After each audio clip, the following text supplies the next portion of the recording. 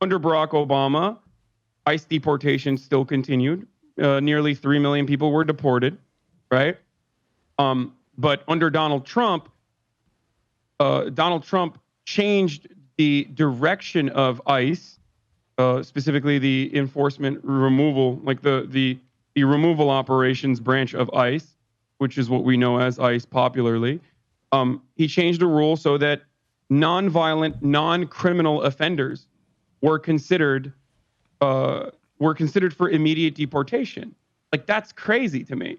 If you've been here for 20 years, you've never broken a law, and you're overall like a law-abiding abuela, and you cross the border with your kids in tow, I think it is a horrifically inhumane thing to do, to just come into your house, lie to get into your house, which is what ICE does in a lot of instances How because do they they don't really lie? have an actual warrant. What? What do you mean they lie? Oh, so this is one of the famous things that ICE does, which is why the ACLU and numerous other organizations that deal with ICE always tell immigrants, and if there are any undocumented immigrants listening to this podcast, you never, ever, ever need to open the door to ICE. Never do that unless they have an arrest warrant, and in which case they can break in if you don't open the door, and make sure that they slide the actual arrest warrant underneath the door. Really? Because they will portray themselves as police officers when technically they're not, and they will openly lie to you to be able to get Are they access allowed to into do your that? home. What? Are they allowed to lie and say, like, what do they say? Like, we have a warrant, you have to open? They'll say they have they don't have like an actual arrest warrant, but they'll show a federal decree, like a piece of paper that looks official, to say like, this allows me to come into your home and arrest you. That's a lie. They also don't have to tell you. They don't have to tell you that they're not literal cops unless you ask them, who is at my door? Why are you here? Are you a police officer? They wear branded gear that says they're police and they're federal agents, but technically they don't have the same kind of jurisdiction that police officers do, unless you are in what the ACLU considers to be a constitution-free zone, 100 miles in from every border and every sea line. That's a totally separate conversation, though. But more often than not, in the overwhelming majority of ICE deportations, especially if they are entering the home of someone who is undocumented but hasn't had any like significant felony offenses otherwise, you don't have to open your door to ICE unless they show you a valid, real arrest warrant. That's gotta be so stressful, just thinking to be in that position, to even have to make sense of that situation at that moment. Well, yeah. And think clearly, like... Yeah, you would open the door, most likely. Unless And also, what happens if you don't open the door? Do they come back, like, next week? They'll just move on to someone else usually, but they can come back if they suspect you of like actually committing a crime that's beyond just like border crossing or avoiding deportation. In that circumstance, they could technically go to a judge and try to get an arrest warrant, but again, that's proper protocol. But they don't usually have to follow proper protocol. They could just come in and be like, I'm a cop, open the door, please. We need to have a conversation with you, or whatever they say to get in. Obviously, the counter argument to that is just, well, they broke the law. They came into the country illegally. Why shouldn't they be deported? I mean, that just makes sense. It's like, you came in, you broke the law, so you don't belong here, right? I mean, that seems pretty cut and dry. Yeah, I don't substitute morality for legality. Plenty of unjust laws exist currently, and plenty of unjust laws have existed throughout history. Slavery is a great example of that, where it was a violation of the law to Yeah, but how is free it a slave. unjust? I mean, don't you believe that we should have some kind of border? How is it unjust? Yeah, I mean, I think that- like technically speaking, I mean, like we have a border and we have immigration law, right? So. Mm-hmm. And what about Yeah, a kid I think that that was brought here with a family, and now they've already been here 20 years and they have started a whole life here? So if you're saying, I'm just playing devil's advocate, first of all. If you're saying there's a family that comes and has a kid, so the kid's a citizen, right? Because he was born in the U.S. And then they can deport the parents, but not the kid, right? They can deport the parents and not the kid, yes. And they do deport the parents and not the kid. The kid is a natural born U.S. citizen, which is actually something that Trump's administration also wants to remove as well. What is a process known as anchor babies. Yeah, anchor babies. I love that. I'm an anchor baby myself. I mean, sure, yeah, I could see that being extremely problematic, like especially when you're dealing. So what would happen if ICE came and you have like a 2-year-old? Does the kid stay, or does the kid get deported? Because they can't deport a U.S. citizen. No, they don't deport the kid. So that's actually where the child separation stuff comes from too, in part, where if you have a child and you are the sole person responsible for your child and you are an undocumented citizen and they arrest you, then the kid gets also put into the system, and oftentimes in like horrific conditions too, which is what was the big controversy around like child separation. They'll just process you as a kid, and if there are no immediate family members to come and take you out of the processing, take you out of one of these child detention centers where you're in, then you're pushed forward through the system into a foster care program. So one of the most horrific things that the Trump administration did, actually, this is another fun but very dark fact, not so fun, is they used anyone who would come in to collect the children that were in processing in child detention centers as an opportunity to further prosecute additional family members who were also undocumented, which of course obviously deters family members from collecting their relatives, their immediate relatives, from processing if they themselves are undocumented, because then you have to give up your address and your immigration status to the federal authorities to be able to come and take this like 2-year-old, 3-year-old, 10-year-old out of a detention center where they're genuinely being tortured. I mean, this is a form of torture, no matter what you, no matter what you believe. This is horrifically inhumane. And the Trump administration was doing that. I agree. I mean, leaving a kid into foster care and separating their parents is totally inhumane. But then, like, evil. so the argument, right, goes a step further. They say, well, you know, these drastic measures are necessary because it prevents people from coming over the border, having sex, getting pregnant real fast, and then it's like, oh, we're all American citizens now. So to them, the ends justifies the means, right? So, like, that mentality is really scary, because if you can justify that for something as inconsequential as a border crossing, which was regarded as a misdemeanor regardless until recently, then what? I mean, the slippery slope logical fallacy that conservatives love to use could easily be used here, which is like, then what won't you justify if that's justifiable? Now, the real counter to this is something that I hear all the time, which is, well, if you break the law, you get separated from your children. I don't see you crying about that. If you were, I don't know, drunk driving with your kids in the back, then you get separated from your child. Except you do have rights in that circumstance. There's a trial, depending on how many offenses that you've committed prior to that. With like your DUI, you either get to go free immediately after you're processed. In this circumstance, when you're an immigrant, the crime is not as significant or as severe as like even a repeated DUI offense, and you have all of your freedoms removed all of a sudden. Now, that changed under the Trump administration as well, because Trump claims that catch and release programs would lead to people running away and never coming up or showing up to their court dates, even though there's plenty of evidence to show that the overwhelming majority of people that had court dates would still show up.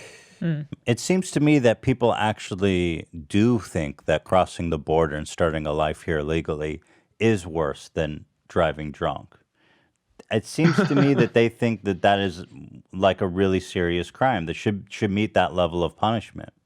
I think the whole crux of their argument is that, I guess in their mind, they think that there's just millions. So like, I think what's happening is that they think there's millions and millions of immigrants coming, and it's not even on a small scale. It's like, yes, you've got a family member, you've got a kid, and all this, but that's like the small scale. That's the micro. On the macro level, they see it as a takeover, right? I think they really see it as like a immigrant takeover, and it's the. But you kind of like, I think the problem is that you're just kind of like a little bit racist when you have that point of view. But I don't think they see themselves that way. Yeah, that's No, of course. they Of don't. course they don't. No, But a racist will never admit the term racism is hard because, like, nobody ever sees themselves as a racist. Or I mean, very few people will just say like, yeah, I fucking hate Mexicans or whatever,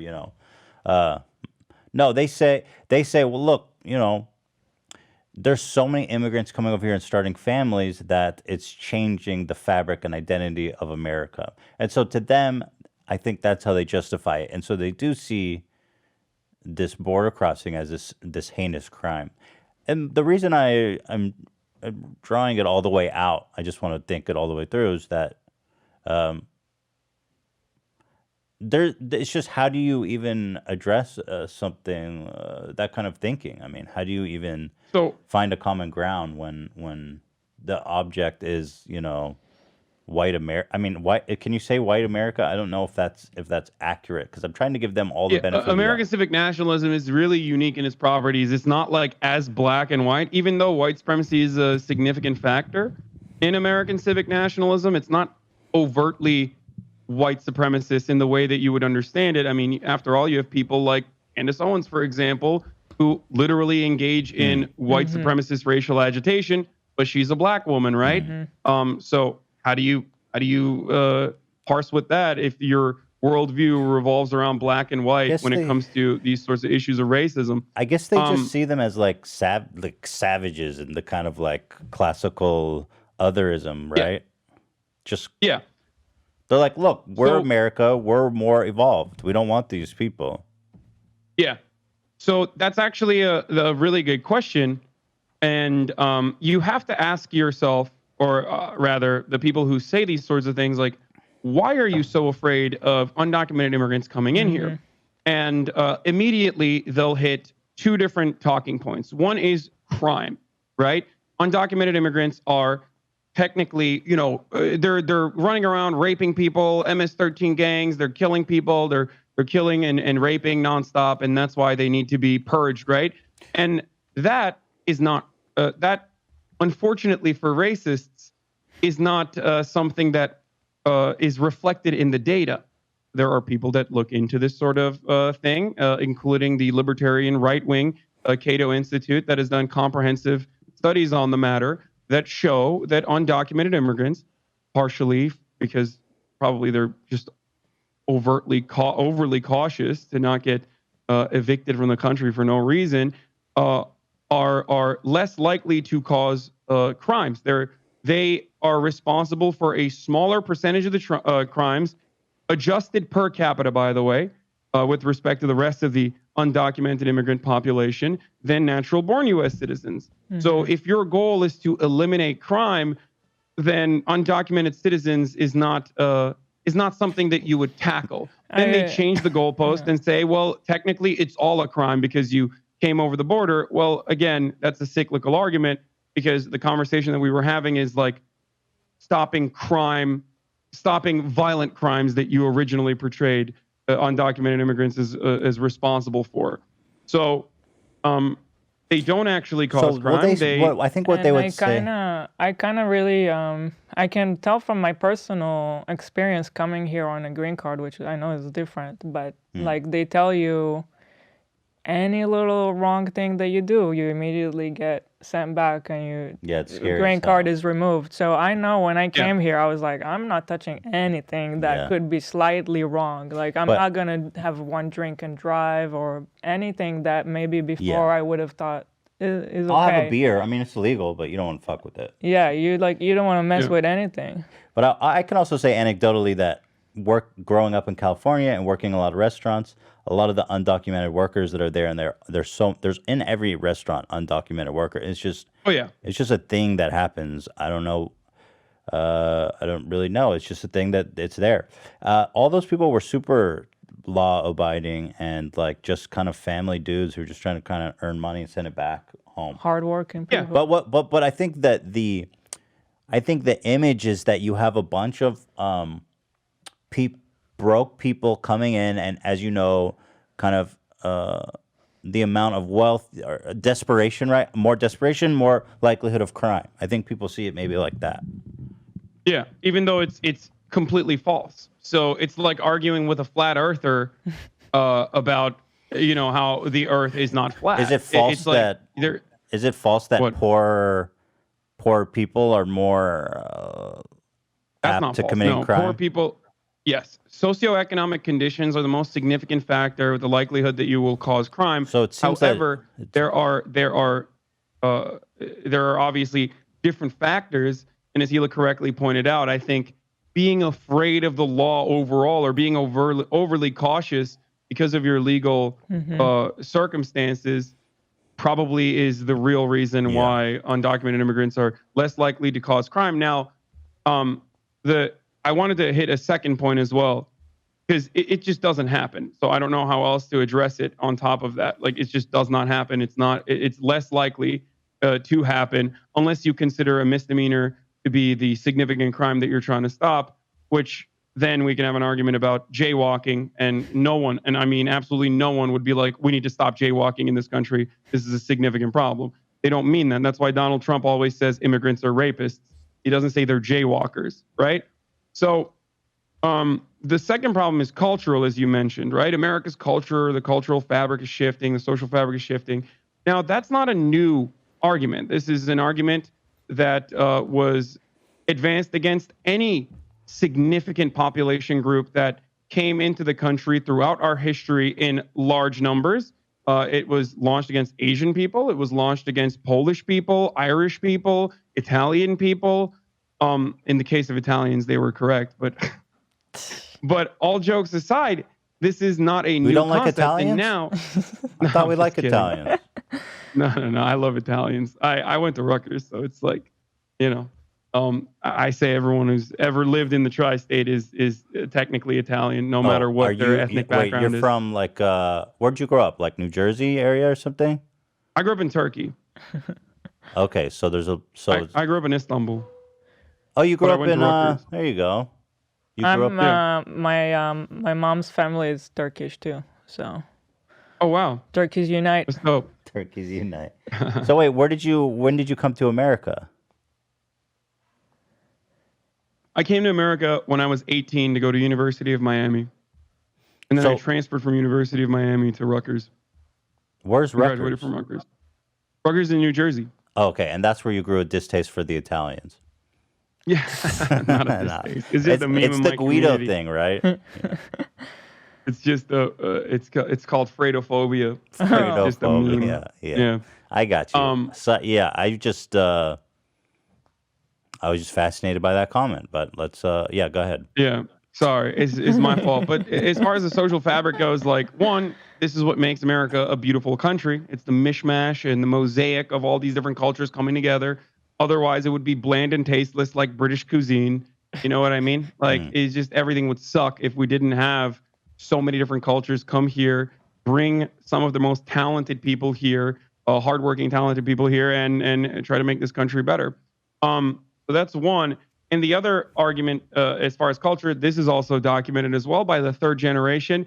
Every single ethnic immigrant population adjusts to American culture. This is a little bit harder to analyze, but anecdotally, you can even recognize that. I mean, think about it this way: how many generations removed are your family, Ethan? Like, how many generations have you been here? Your family? My great grandparents were the immigrants. So 4, right? 3 or No. no? Well, I don't know how. Yeah, I guess my grandparents would be the first, right? And then my parents, so I'd be third. Mm-hmm. Yeah. Do you consider yourself American or wherever your family came of course, from? definitely. Yeah, exactly. Yeah. So that's the point. Is like by the third generation. My parents do for sure. By the way, also. Yeah, exactly. By the second generation, most people completely assimilate and see themselves American and assimilate to American culture. By the third generation, it's virtually indistinguishable. It does not matter if you are Latino. It does not matter if you are coming from any ethnic background whatsoever. People assimilate regardless. It's a completely made up fear-mongering idea that like immigrants do not assimilate, and that's why we need to Yeah. stop them from coming in, or they change the American culture. That's silly.